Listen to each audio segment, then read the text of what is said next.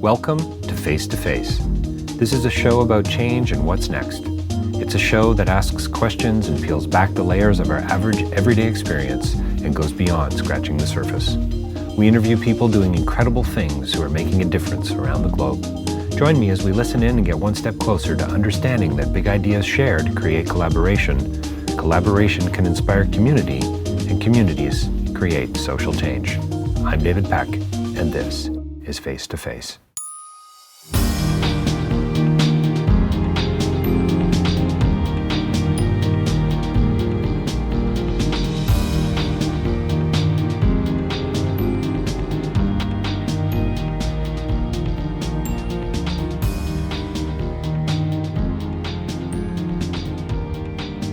My interview today is with Nick Orchard. He's with a company called Soapbox Productions. Nick is a filmmaker. He's a documentarian. He's been making movies for many years. And his new film called Having Our Baby, The Surrogacy Boom is going to be airing on the documentary channel over the next little while. And I think is going to be available online going forward. So check it out. Nick has got a lot to say about surrogacy. And I'll be honest with you, this is not a topic I thought I would have been addressing on my podcast in the near future. But what's really interesting about this is I learned a ton.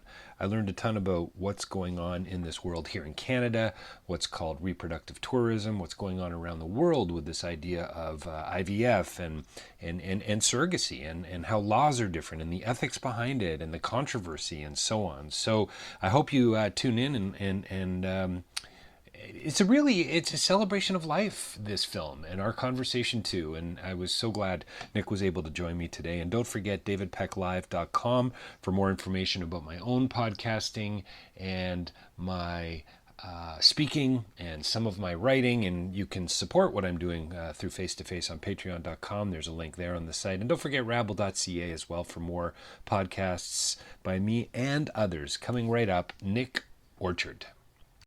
Well, welcome to Face to Face. We're joined by a very special guest today, Nick Orchard. He's a Canadian filmmaker who has a new film coming out on the documentary channel in the very near future. In fact, it's already had its world premiere. Nick is here with us on Face to Face today. Thanks so much for your time today, Nick. I appreciate it. Thanks for having me. So is that true? World premiere has in fact happened? Yes, it happened 6 days ago. 6 days ago. Tuesday night, yeah, the 28th. 28th, and we've got quite a few. We're going to talk about this. We're going to post it on the site, but just right out of the gate, the film is available on the documentary channel site right now. Is that not right? It is, but go there quickly because Okay. They only put it up 1 week from Friday, I think, Friday or Saturday. So you've got until Friday or Saturday to see it for free online, but otherwise you can catch it on several viewings on the documentary channel. Very good. Excellent. So documentary filmmaker, you've explored comedy and music and narrative and drama and so on. What is it that gets you interested about a topic like surrogacy? So the title of the film, Having Our Baby, The Surrogacy Boom. Where does it start for you? Is it just the interest of a journalist, of a documentarian, or does it go a little deeper than that? Well, not really. I mean, I'm a storyteller, I think, first and foremost, and I just read lots of newspapers and magazines and that sort of thing, and every now and again a story jumps out at me, and it did so in this case. I probably read about it 2.5 years ago or so, and I realized when I read the article that I didn't actually know very much about surrogacy, or at least I had some misconceptions about surrogacy, and I figured, probably a lot of people do, and yet at the same time it seems like an incredible story. So whenever I do see a story, well, that's all very well and good, but then I have to convince somebody that they want to put up some money and air the documentary. So, for everyone that we convince it's a great story, there's probably 8 or 9 that I still think are great stories, but the networks don't agree with me. So, that's the process, So when you say there was misconceptions for you, would you say, I guess you could probably say this about any film, I suppose, or any kind of major project like this. There's a lot of, moments where you're like aha moments, I suppose. Was it like that in this project? I mean, did this really peel back the layers for you? Well, yes, it did. Just right off the bat, when I read the story, I had assumed that most surrogates in Canada and elsewhere would actually prove to be friends or relatives of the couple who were having difficulty having a child of their own. And that turned out to be totally wrong. The vast majority of surrogates are actually total strangers to the couple that they eventually have a baby for. And I just found that absolutely incredible.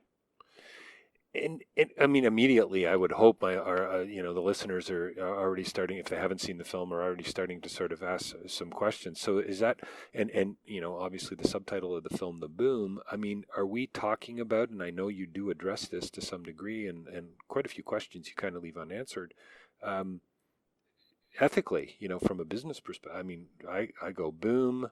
I go, people aren't friends and relatives, therefore there's got to be a lot of money in this game. Well, again, that's you would think that, but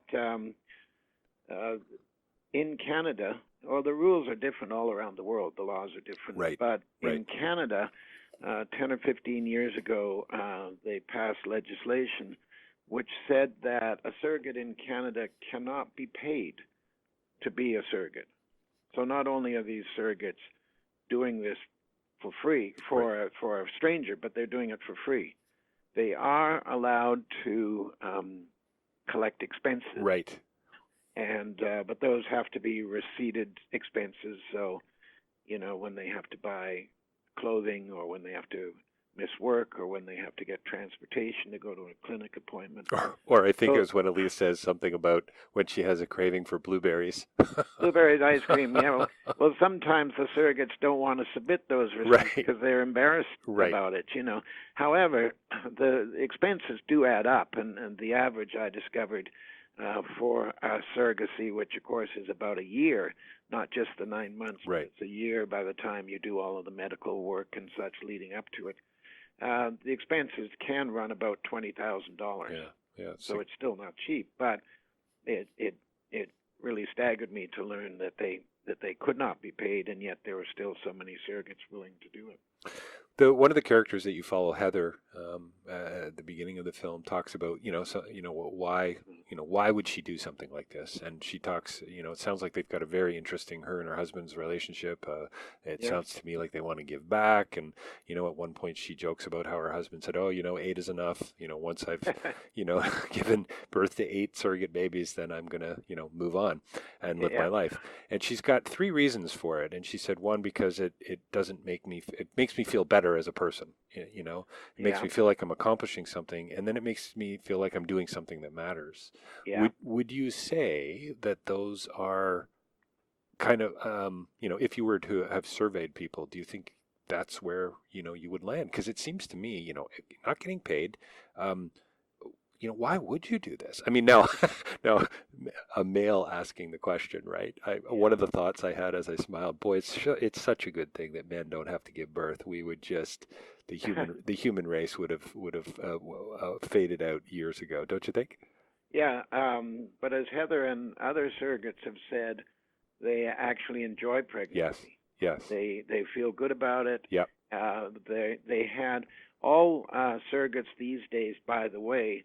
It's not a written law, but it's basically understood that a surrogate these days must have already had children of her own. Oh, I see. Okay. So, so you don't suddenly want to become attached to the child that you're giving birth to. If you already had your children and you're quite happy with them, then, so you've had a child before, so they already know that their surrogacies, generally speaking, were easy. Heather had easy pregnancies with the 2 children she has of her own. So it came as a bit of a surprise when she developed preeclampsia about a month or maybe a month and a half before the baby was actually due, and had to go to the hospital to be induced. And we cover all of that in the film. We have a camera there, and we have a camera in the delivery room. and such. So that came as a bit of a surprise. But at the same time, most surrogates know that their pregnancies were easy and that they enjoyed them, and at the same time they have a big heart and they they want to do something good for someone else. Heather had one more reason which she threw in there, which I found interesting. She's a bit chubby, and Yes. she said she liked being chubby, or sorry, she liked being pregnant because she is most of the time chubby, but she can think, at least to herself, I'm not chubby, I'm pregnant. I'm pregnant. Yes. And that gives her some self-esteem, which she otherwise wouldn't have had, Which is a pretty interesting place to start for having someone else's baby. Yes. But I mean, her story was very interesting because she decided she was going to become a surrogate. She first thought about doing it when she was 12 years 12 years old, yes. Yeah. I think she knew, I don't think it's in the film, but I think she knew there's some family friend or something going through okay. this. And she thought, gee, when I grow up, I could be a surrogate. And at 26, she was a surrogate mother, correct? Yes, if you say so. I think that comes out in the film. I think it's 26, yeah. Yeah, I mean, for a long time, I see this footage every single day, but that's right. I'm moving on to new projects. Yeah, so good for you. I'll take your word for that. And so you should be. Hey, listen, before I'd love to hear about some of the reaction to the film that you've seen and so on. I love the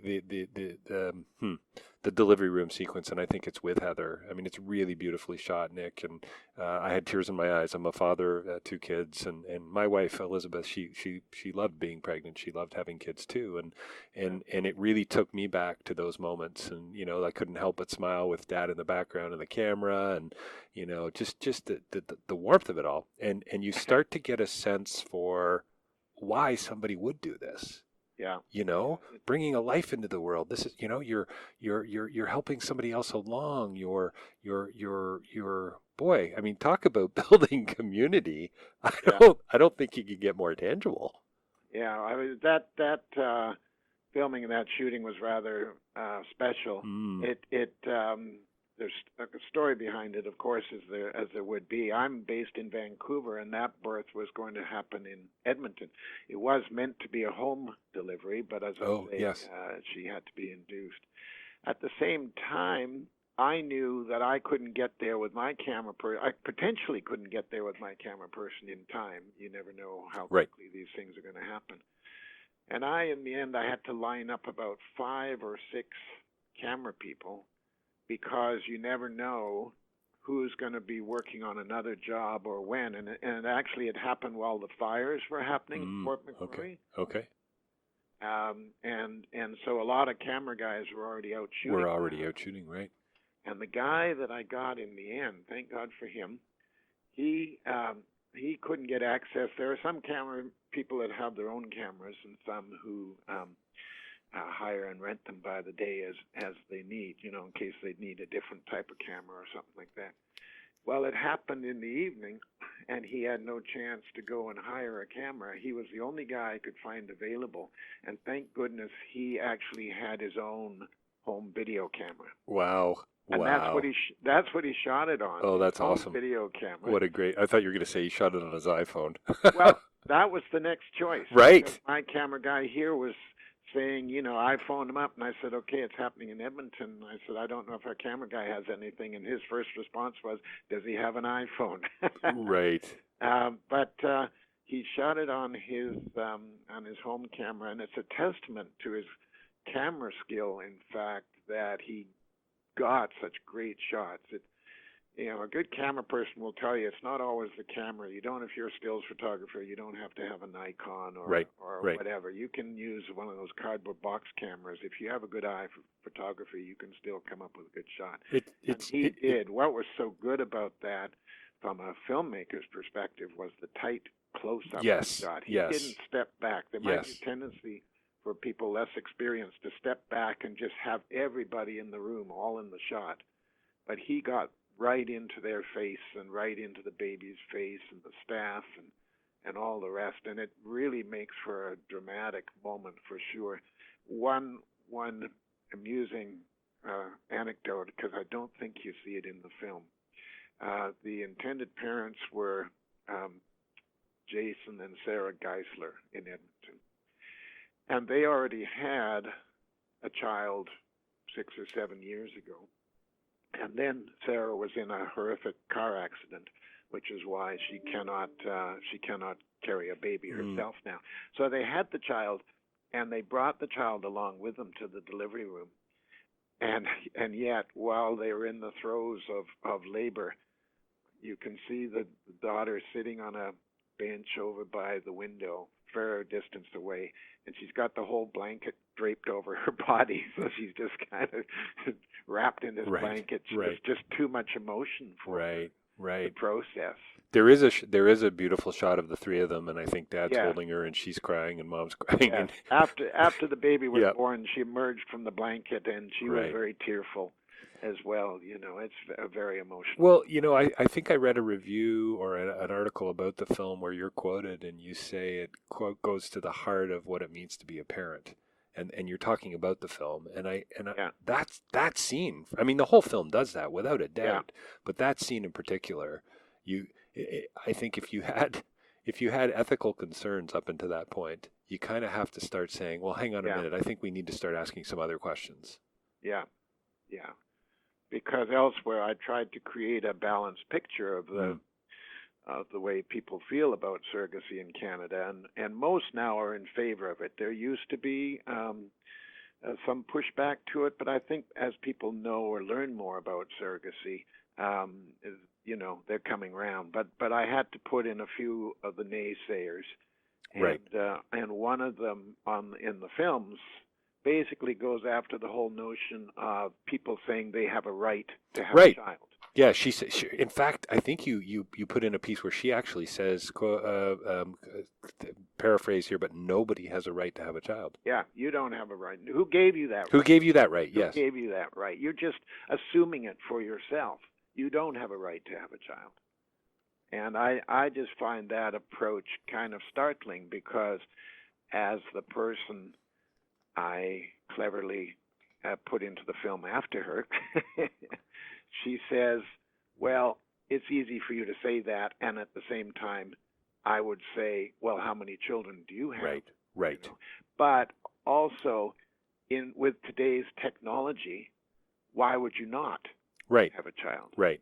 Why not? Why get all bent out of shape about you don't have this right, when if you can do it with technology, why wouldn't you? Well, I think, there's a sense to me about this film is about, living somebody else's life, or wrong way to put it, spending time in somebody else's shoes, to go cliche. This is, and I loved the woman in India that you had, that you interviewed. And she basically says, I don't even want to talk to you if you haven't lived the life of an infertile couple. Yeah, if you can be in their shoes. That's right. That was in answer to the ethical dilemma I first faced. If I can digress for a second. Yeah, please. The film 2.5 years ago was titled Reproductive Tourism. Oh, right, of course, which you do get into. Boom. Yeah. Because the other thing I discovered in reading articles about surrogacy way back when was that a lot of Canadians were traveling overseas to various countries, principally India, but also Thailand, Mexico, Cambodia, places like that, to have their children. Yes. And so I looked at that to begin with, and I decided, how do I feel about this? These are wealthy or relatively wealthy people going somewhere overseas and taking advantage, or seemingly taking advantage, of poor women who you may think are being coerced or pushed into doing something like this because of the monetary value of it. What I think I feel that there were, don't get me wrong, there were some agencies. India's surrogacy business was huge, right? Which is why when they shut it down, I was rather startled, because there was a lot of money in that business, but they shut it down for their own ethical reasons. But before they did, that there were some clinics and such which were not as good as they could be. They would not really care for the women before the birth, and they would basically be, sent away, and I don't need to see you again, regardless of what may come after the birth, if there are medical complications or things like that. But much of it was run by good clinics, and the woman we interviewed was Dr. Nayana Patel, and she ran probably the biggest of those clinics. And she was a stout advocate, and what you referred to is in the film when she says, well, if you can live the lives of that infertile couple and know what they have to go through, and then at the same time, if you can live the life of those surrogates and living in poverty, and being a surrogate mother could be life-changing for them. It meant they could buy a house they couldn't otherwise buy. Right. It meant they could put their children through school or whatever. So as she described it, it was a win-win situation. You have an old clip, I think, of Peter Mansbridge with hair, and got to be what, early 80s? 1991. Oh, 91. I was going to say early 80s. Sorry. No, Peter. you have to understand, because he's talking about surrogacy. You have to understand that surrogacy is really a modern or a recent thing. Yes. 1991 is basically, when it was just starting to be known about, really. And yet the first test tube baby, I think, which also comes out in the film, was in the late 70s, wasn't it? Yeah, 78, if I remember correctly. That was the very first IVF test tube baby. So still not a surrogate. Right. The first commercial surrogate, because in Britain, the first commercial surrogate was a woman named Kim Cotton. Yes. And she suffered for doing that, as she said, did the doctors who created IVF. To begin with, there's so much backlash. If you're the first of anything, as she says, you kind of pay the price. There's backlash. There were horrible headlines when Kim Cotton had that baby. I was stunned by that. I was what was I, 13 years old at the time. I actually remember it. Even as a 13-year-old, I remember some of the press. Yeah. Well, she says, she referred to the horrendous press, actually, and then of course Mansbridge talked about the explosive ethical questions, right? Yeah, exactly. So that was 1991. So you see really how recent it is. And so earlier you had mentioned not really as much of an issue as it used to be. Would you say those explosive ethical questions have kind of gone by the wayside for the most part? Or, I know certainly you mentioned Cambodia. I know quite a bit about the country. It's still under a embargo. You can't adopt children from the country for various reasons. And you can't, as a foreigner, staying with the surrogacy thing, you cannot go to Cambodia. You cannot go to India anymore as a foreigner. You cannot go to Mexico as a foreigner and hire their local surrogates. That's all been closed off because of the basically the big one was mentioned in the film was what's known as the baby Gammy case, where an Australian couple commissioned a surrogate in Cambodia to carry a child for them. In the event, she was implanted with 2 embryos, possibly 3, but 2 of them took. Right. And that's another issue we can get into, that there was a time they implanted many embryos so that if one failed, you didn't have to go to through the expense of doing another one. But the problem is, what if all 3 took? And there was a big case in the States quite recently where it was a single dad, and he went, I don't want 3, so can you get rid of 2 for me, please? Wow. And it ended up in the courts and everything, quite messy. But anyway, in Cambodia, it was determined during her pregnancy that one of the twins was going to be born with Down syndrome. And so the Australian couple said, well, can you abort that fetus, please? And she, on ethical, moral, religious grounds, refused to do that. Right. Again, had a verbal tussle anyway, with the parents to be. And in the end, it was basically just agreed then that they would go home with a healthy girl, which they did, and she would keep the Down syndrome child. Yeah. Well, when that first hit the headlines, the full story didn't come out immediately. It looked worse than it was. It looked like they only discovered on birth that the child had Down syndrome, and the parents abruptly took off with their healthy child. It wasn't quite that bad. Still, not that good, and obviously embarrassing, really, for for Thailand, and so they were really the first to say we won't do that anymore. Well, yeah, certainly does seem to raise quite a few questions. And I think it was at that point in the film too. You start to talk about this idea, and you bring in some lawyers to speak to it, and a few other sort of activists or NGO like voices. State the notion of stateless children. What if? Yeah, well, that's actually another part of the problem, because there still are some countries where you can go to hire a surrogate, one of them being states in the United States, of course, but also you can go to the Czech Republic and places like that, Ukraine. So there still are places available, and the problem stated by a UK lawyer with a client she had, where they had a Ukraine surrogate, and it was just really a conflict of laws, where the Ukraine laws said, let me see if I get this right, I think the Ukraine laws said that the baby was British. The British laws said the baby was Ukraine. Right. So essentially it had no country at the outset that it legally belonged to. Obviously it got cleared up, but those sorts of situations can occur.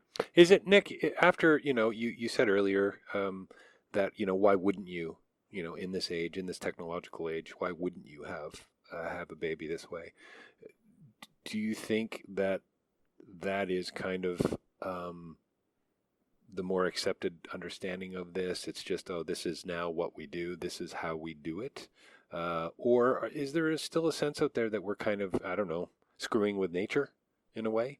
Well, as I say, I think that view, generally speaking, is fading. I think there's much more acceptance of it now.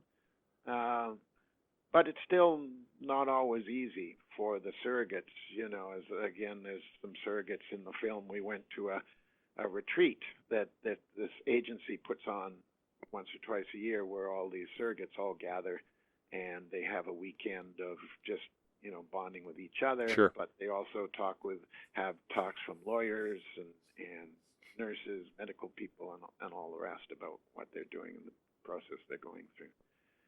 And the surrogates themselves say, the problem is when they're a surrogate, they get 20 questions.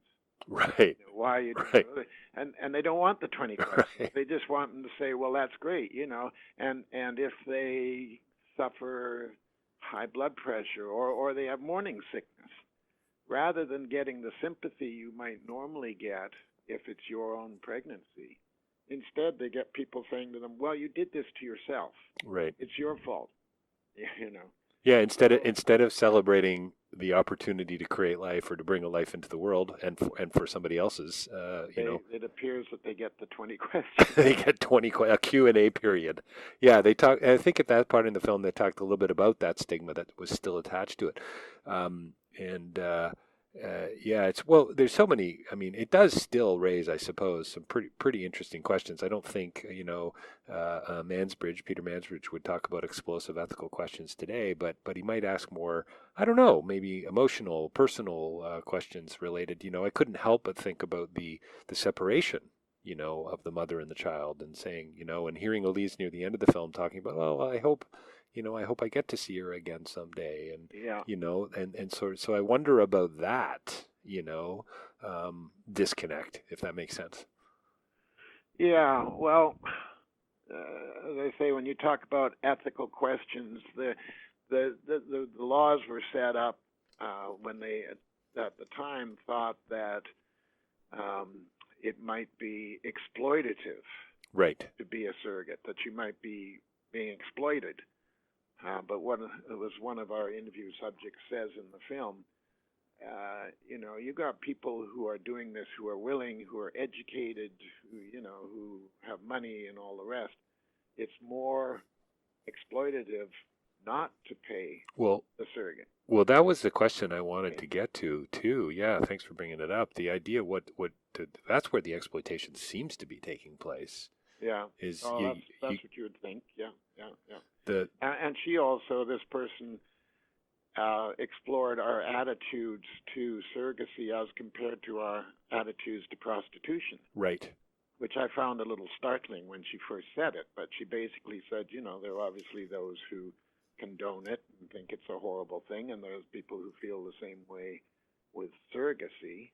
But again, it's the same thing if you are choosing it willingly, and obviously not all prostitution angles, apply to that case, but in many that people are choosing it, out of choice. That's what they wish to do.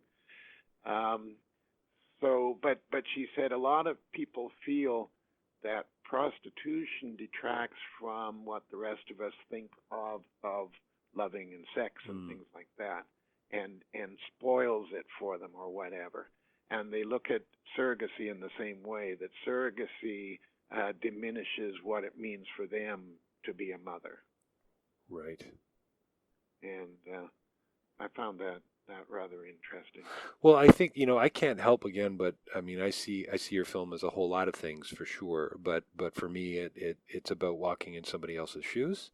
Yeah. And it's a celebration of life, Nick. I mean, really. Yeah. I mean, it's we could get into the science of it. You do a little bit, the technology of it, and isn't it wonderful?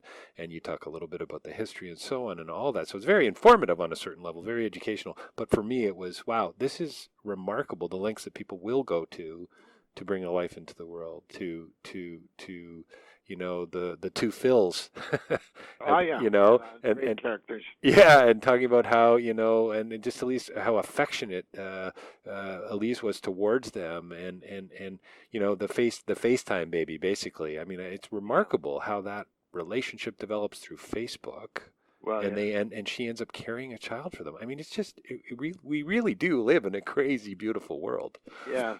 Well, and in the film, we also talk about how infertility has been rising, and people say, "Well, I wonder how that is." But of course, amongst the reasons you have women and couples waiting till later in life before they have the children, and they may discover that it's then sort of a little too late for them. Right. And of course, then you have the rise of same-sex couples, and the people you referred to are Montreal same-sex couple. Both named Phil. Both named Phil. It was great. It's fantastic. Yeah. Two Phils. And Eilise, their surrogate, was part of a same-sex union in Woodstock, Ontario. So, I mean, I love that dynamic. And I actually delayed or got the Doc Channel to agree to me delivering the film so that I could follow them up to the birth, which actually was August 28th, I think, something like that. I was supposed to have delivered the film by then, but I said, I've got this great story. I want to follow it through to their birth. So nice. That's why we put it off. And it's... I believe the press release for the film talked about infertility tripling in the last 3 decades. Uh-huh. Yeah. Yeah. So, and for those reasons. Surrogacy is on an even bigger and faster rise. A, because of the increase in infertility, but B, also because people are in many cases only learning now that they have that option. Right. They hadn't considered it. They go through the usual attempts at IVF and things like that, and didn't really consider that they could do it. Or maybe they thought, oh, well, I have to travel to India to do that, and I don't necessarily want to do that. So, so they didn't. And I think as they learn that these things can happen and happen in a beautiful way, there is more people turning to them. Of course, there are never going to be enough surrogates to answer the need of everyone in Canada. And the, I think, slightly sad result of so many other countries closing their borders is that a lot of foreign couples, particularly from countries like France, where surrogacy, any type of surrogacy, is illegal. You can't even have your sister be a surrogate or whatever in Germany and other complicated places with laws. They are suddenly discovering Canada as a surrogacy destination, as a destination for what I call reproductive tourism. Right. Because, hey, Canada has free surrogates. you can't pay them. And guess what? Canada has a health care system, so you don't have to pay medical costs. You just got to play. This is great. This is a win-win situation. Let's go to Canada. You just have to pay for the what was it, blueberry ice cream again, or was it blueberries and blueberry ice cream? Yeah. Yeah. Well, Nick, thanks for your time today, and for it's a beautiful film. It's an intimate film and a real celebration of life. I really enjoyed it. I wanted it to keep going. I hope everybody gets to see it for a variety of reasons.